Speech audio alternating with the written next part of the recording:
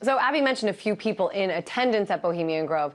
Here's actually a direct quote from former President Richard Nixon. He said in his memoirs, "If I were to choose the speech that gave me the most pleasure and satisfaction in my political career, it would have been my lakeside speech at the Bohemian Grove in July 1967.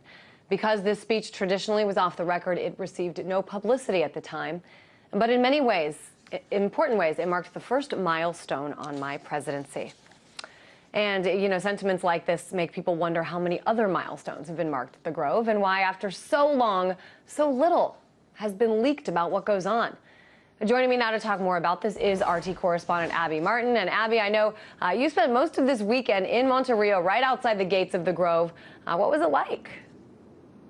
It was interesting, Christine, definitely different than previous years. As you said, you know, there was definitely a lot of secrecy going on, so we couldn't really get inside, but we did see a lot of people outside. There was a Creation of Care festival. It was the first time that the Occupy movement had really come into full force and you know, is calling out the power structures pretty much all over the world. First, we had the Bilderberg group where the Occupy movement kind of merged with those protesters, and now we see them here protesting the Bohemian Grove and its secrecy. You talked, Abby, in your piece about, people wonder why the redwoods are only for the 1%. But, let's break this down. I mean, this is private property. The owner has the right to do what he wants, invite who he wants to his property. Talk about why some of these critics and protesters are most angry about what goes on inside. That's a good point, Christine. I think people are upset. Yes, it is private property, and he does have a right to invite whoever he wants. But when we know for sure that certain policies have come out of the Grove, we know that Nixon and Reagan sat under a tree, and Reagan agreed to have Nixon wait to run. We know that the Manhattan Project was originated in the Grove. And those are just what we know. When you have 2,000 of the world's top echelon of media moguls, CEOs, and high-profile politicians getting together, of course, business deals are going to be made, politics are going to be discussed, and who else knows what is really going on there. So I think people are just really outraged about it's just another closed-door meeting that the public has no say at all in what goes on or no say in any really discussions that happen there. Yeah, and Abby, as you know, I was there last year, and there are some really interesting stories. The one you mentioned, how Nixon and Reagan spoke, and Reagan agreed to hold off on running for president. It is, certain policy decisions that do come out that affect a lot of people. You touched a little bit upon this, but go into a little detail. I mean, things are different this year than when I was there last year. Because 2 months after last year's Bohemian Grove took place, the Occupy Wall Street movement began. I guess talk a little bit about the role this has played, the 1% versus the 99%, and how that's playing outside the walls of the Grove. Sure. I think people, they're recognizing that this is the 1% of people in the world. We have millionaires, billionaires. I mean, you cannot, you have to be pretty rich to get in there. There are 128 camps with 20 to 50 people in these camps. Each one has a full bar, and, very rich, wealthy elite going in there from all echelons of society. And what really happened this year was the first time that the Occupy movement recognized, hey, the Bohemian Grove is really something that we should be calling out and occupying. So they made an event, Occupy Bohemian Grove, just as they have before, just dovetailing off this whole movement of the 99% versus the 1%. And they had an event in the Monterrey Amphitheater, which is about a mile outside the gates of the Grove. And all day they had speakers, bands. They had a woman from the Mothers of Fukushima that was there just because she knew that, the nuclear program was basically started here decades ago. So she was calling out nuclear, the radiation and everything that's happening in Fukushima, and just kind of tying it back to the policies that were originated in these redwoods, Christine. And a lot of the occupiers were just saying, we want a voice. We want to be heard. Just because we don't have money doesn't mean that we should not have a say in the democratic process that the society should be built on, and that was built on.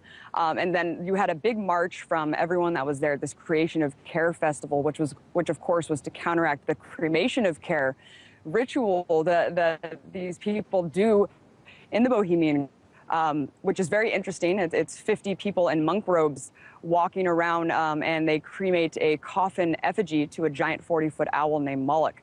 So these people were having their own, creators to say, we want to care. We don't want to burn our way and pretend like nothing's happening, when there's so much starvation and war and all these things that are happening pretty much at the hands of what they say are the people who are inside the Grove kind of celebrating their own power. So we saw a march to the gates of the Grove where, of course, they were met with riot police and a pretty tense standoff there. There was one arrest of a 75-year-old man who crossed the police line. So you talk about all these protesters who have come sort of as part of the Occupy movement, which is new this year. What about inside, on the other side of those walls? Abby, I mean, is there any evidence that those who attend this, retreat have changed their tune or at least are a little more sympathetic to the 99% cause?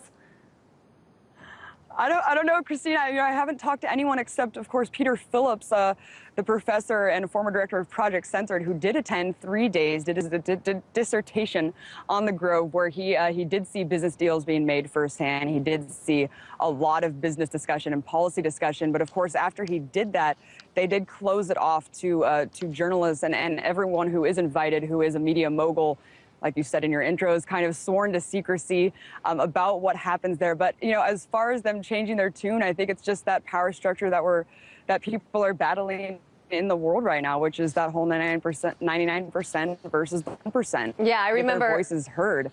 I remember, Abby, when I was outside, standing outside the gates, a lot of the people sort of driving in on their cars, their very nice cars, I should mention, sort of waving at the protesters and kind of thinking it was a little circus. Let me ask you real quick, in terms of people who have attended, I know you mentioned a few. We found this audio recording of President Nixon. I wanted to play it really quick and then we can talk about it. The Bohemian Grove that I attend from time to time, the Easterners and the others that come there, but it is the most thing you will ever imagine in San Francisco crowd that goes in. It's just terrible. I mean, I never want to shake hands with anybody in San Francisco. So the president there referring to these rumors of homosexual acts, of grown men running around naked. I mean, is this something that people still talk about that happens today?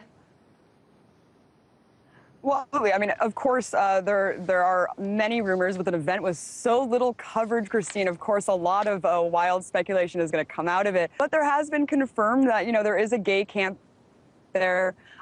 There are camps, and with so many bizarre things coming out that we do know about. I mean, we saw Mark Dice, who is an author who had a rare and now a yearbook that's released every decade from the Grove, and there were many photos of men in drag. I mean, it's basically a big celebration of themselves, and since it was only a men club, they do have multiple members performing plays and whatnot. But there have been reports during the 70s and the 80s primarily of homosexual activity. But, a lot of speculation, really. But that is an interesting quote from Nixon there, especially considering that he said that his best speech had come from the Grove. Yeah, no, interesting stuff. And certainly, we should say for so many years, there was chatter about Bohemian Grove, and it was thought of as a conspiracy theory, even though the mainstream media still doesn't talk about this at all. You're there, Abby. A lot of alternative publications are there. We have the internet now, so it is becoming more mainstream in terms of people at least acknowledging that it happens, that it exists. Appreciate you weighing in today. RT correspondent Abby Martin.